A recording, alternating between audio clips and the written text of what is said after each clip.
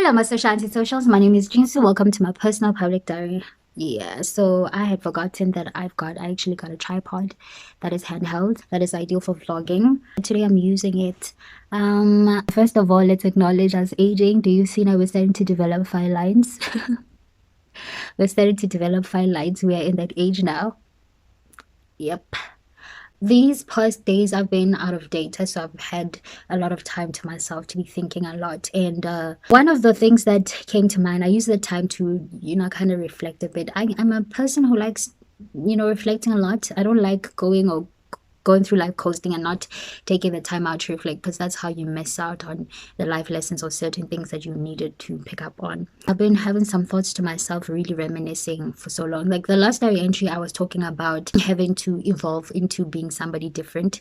Well, not evolving to somebody different, but essentially growing up. And yeah, like for people who encounter me now, or and had encountered me last month, a couple months back, a year back, or a couple years back, should not anticipate the same person. Like I evolved, I changed, I grew. So try and approach me in a curious manner where you're curious to know who I am, and you do not hold me to the past and want to assume you know me. Because I've seen that's what tends to happen with people. People tend to think they know you, they figured it out. Even new people that have not known you before, when they meet you and they talk to you for a couple months, a year, they tend to think they figured you out. But a human being is a very complex being, and we are constantly evolving. So I would appreciate, and I actually rather also appreciate people that give room to my evolving. The recent thoughts I was having had to do a lot with freeing myself from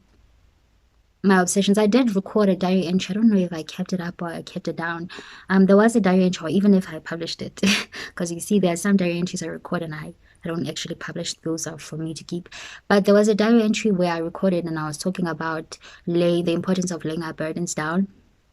And that diary entry had to do with, having to look back and recognize some of the things I'd taken on and carried with me for so long. And the importance of me recognizing that load and me identifying that actually none of these things are for me to carry, and also having to reconcile myself with the things that happened either against me or for me, particularly against me, because those are the things that we tend to hold on to, like the very painful things that happen. They tend to impact us largely and can affect us for a very long time.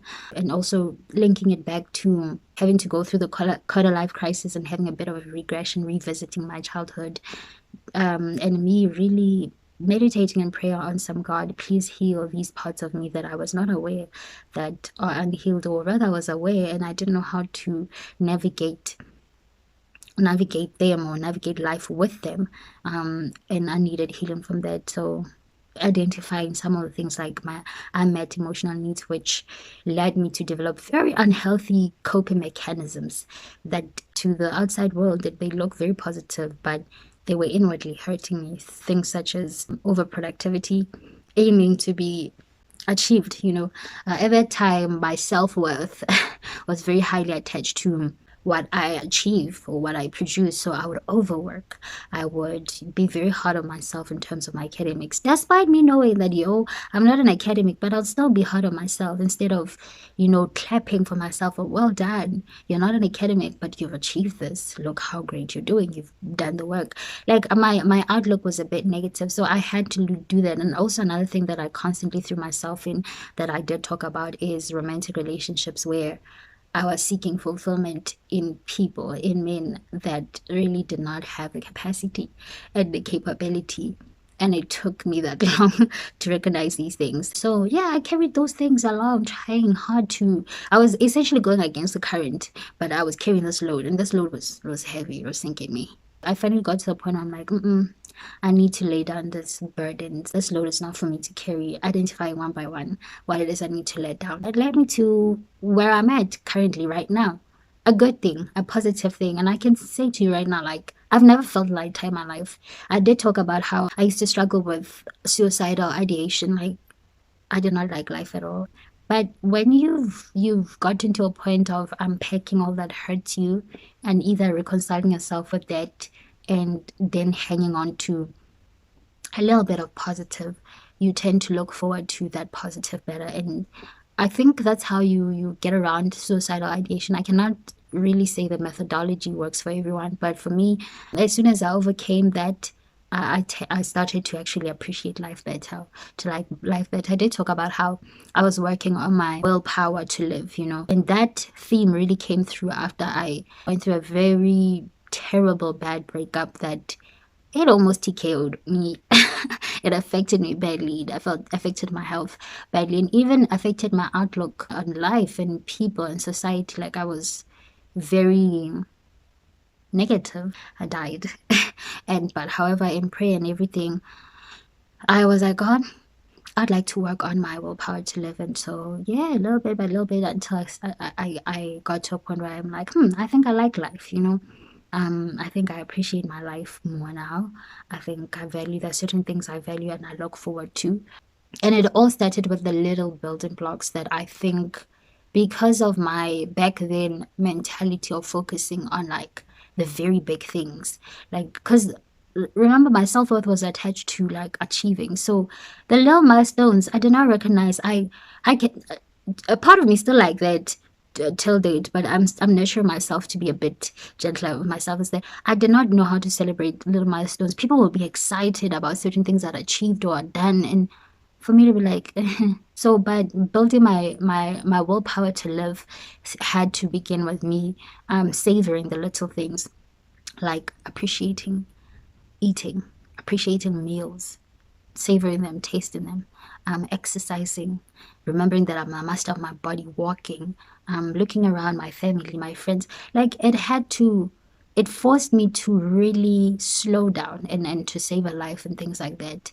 And slowly I got to this point where I'm like, I am so happy. Can you believe that? Like, and also it helped when God, and I'm not going to give what you call credit to myself. All this is God's work, because by myself I really couldn't. So in that process, I still would, welcome people that I should not be welcoming to my life, and they would be maliciously intended, and they affected me badly, and I would hang on to people, cling on to them badly. And then God, being God, because I was stubborn, would force me to let go, by either removing these people from me or removing me from their lives. Me then having to go on with life without these people. I then would realize, like every morning I would wake up thereafter, after obviously the grieving and mourning on the loss of these people in my life, is that I would recognize how peaceful my life is. Like I am not bothered by somebody else's or dismissal of me and or abandonment of me or neglect. Like there's nobody that's making me feel that way. And that is the most peaceful feeling ever. Like, and also in these very dysfunctional relationships, what I also felt was insecurity. Like I felt very insecure.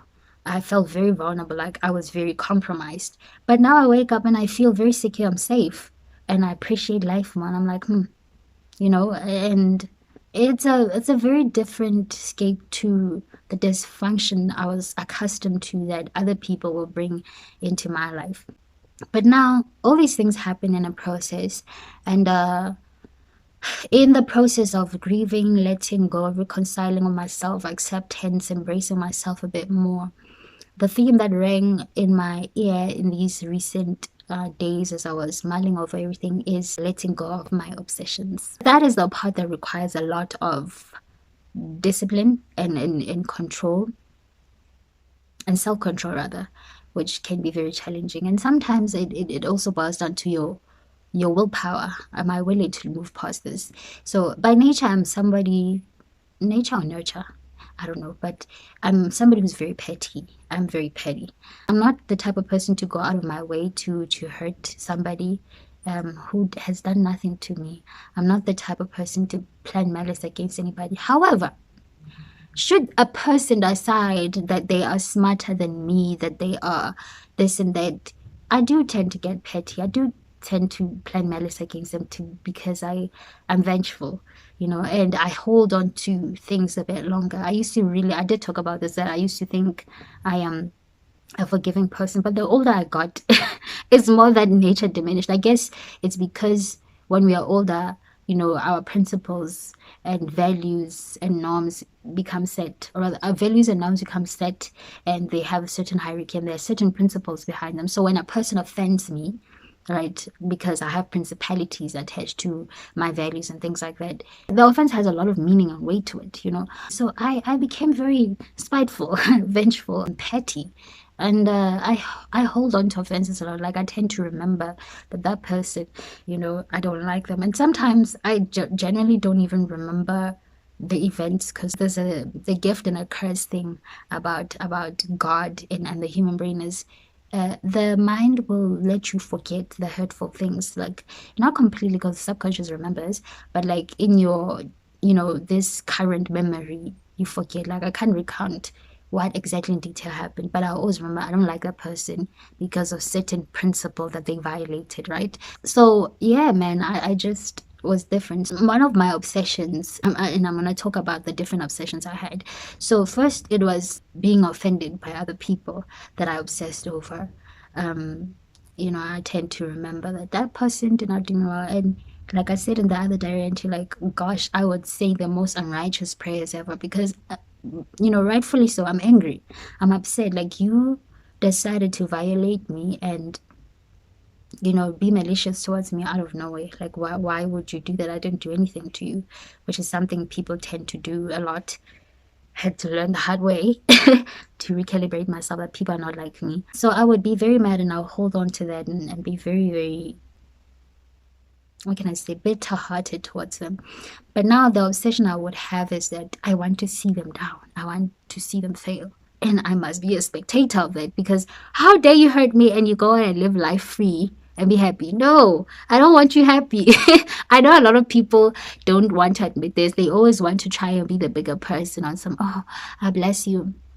I don't bless you. The only time I bless you is when you genuinely are remorseful and you do show that you're remorseful. Otherwise, why am I blessing you? No, I'm petty. I want you to fall. I want you to hurt as much as you hurt me. But now I'll be obsessed on that. And what that led to is building a habit of me constantly looking back. I always have to look back. I'm like, has that person fallen yet? Have they felt the pain? Even when they feel the pain and I observe it, it's like, it's not enough. I need more, because I could either wait alive to do it to them or I do it myself with my hand. And we all know that if you avenge yourself in this lifetime, it's equivalent to you hurting yourself as well. I need to charge this. If you avenge yourself by your hand in this lifetime, it's equivalent to you hurting yourself, because as human beings, we're not omniscient like God. Like, we tend to be our own tragedies as well. So we don't have the ability to do things in isolation. They will always have a causal link. So sometimes you are the causal link, or you're going to create other casualties. So yeah, man, like, there will be times, like I did talk about how I had orchestrated in the last failed potential relationship. I had this person come to my house. I'd orchestrate the whole meetup that I'm going to work my way back into his life just to hurt him back. But then I saw him and I'm just like, what a waste. I should not even try and lift my own finger against this person, because he's going through it himself because of his own hand and other things that have nothing to do with me.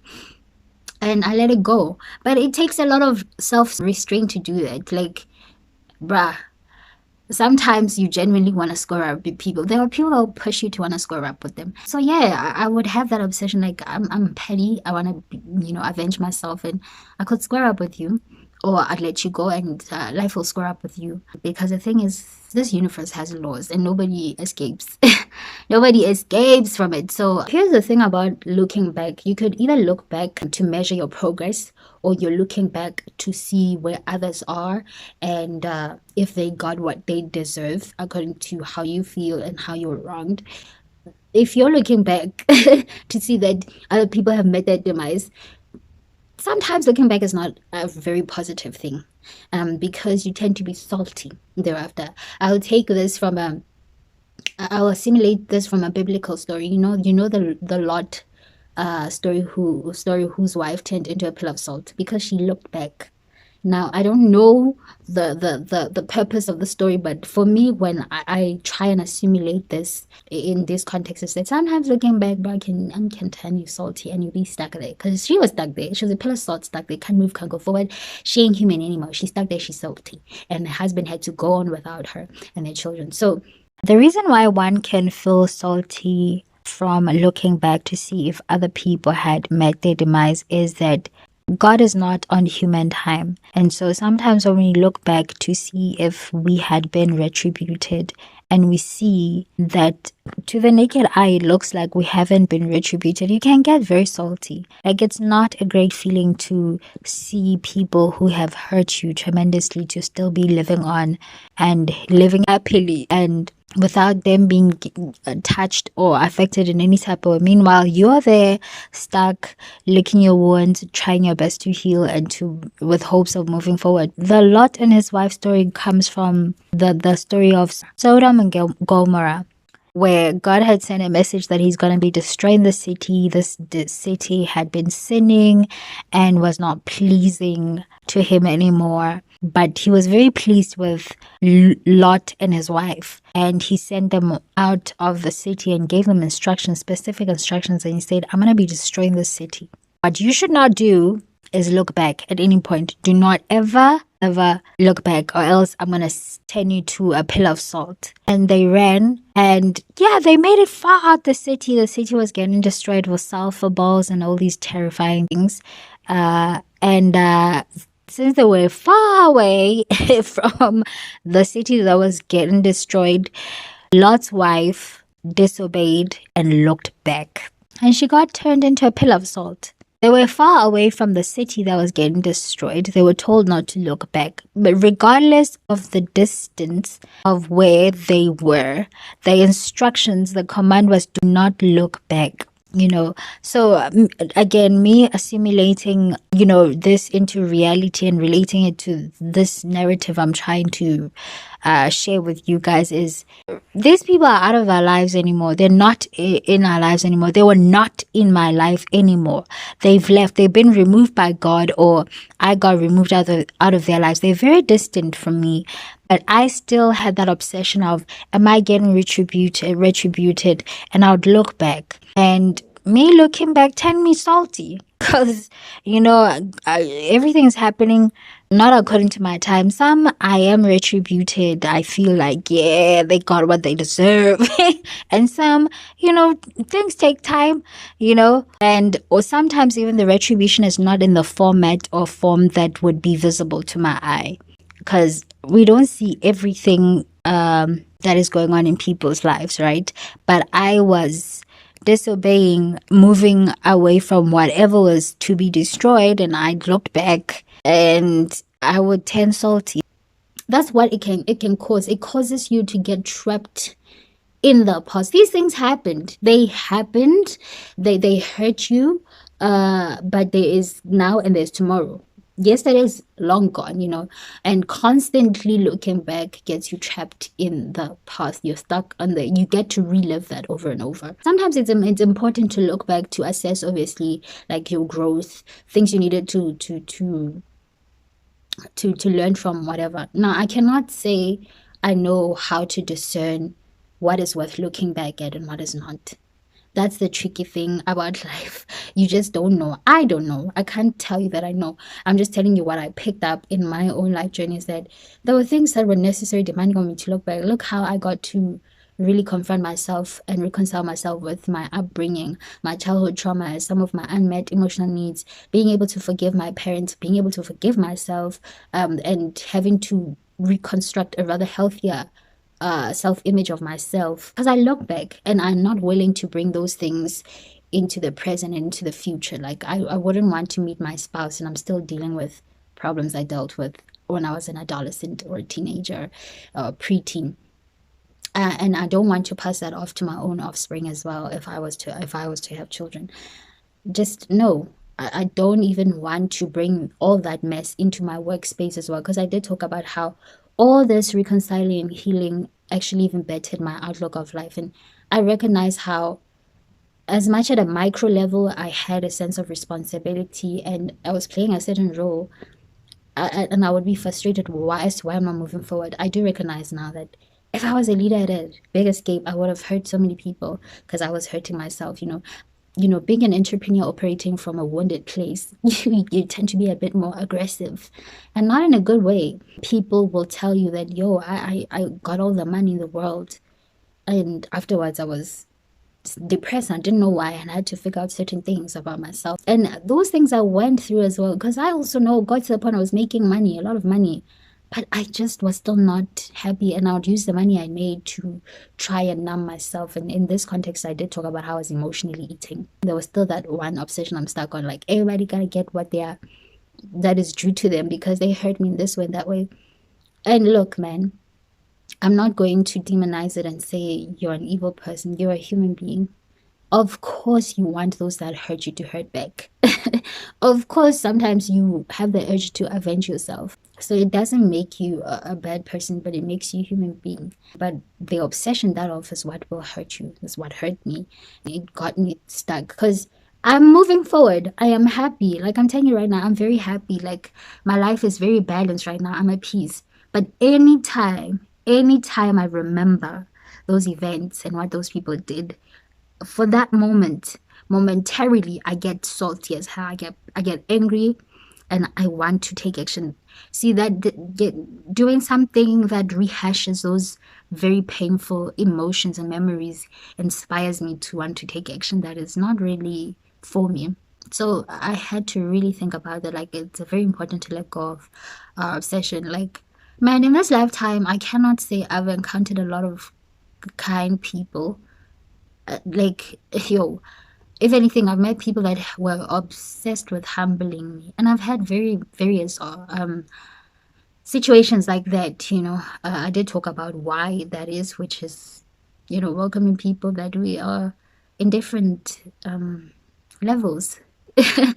And I thought I'm just embracing adversity, but sometimes adversity can be embraced far away from our lives. Doesn't mean in our personal escapes dangerous. So I had these obsessions with me to prove a point. The obsession was to prove a point. The other one was to look on and be a spectator, an onlooker for people who hurt me, that they encounter their downfall. But what that in turn did is it led me astray.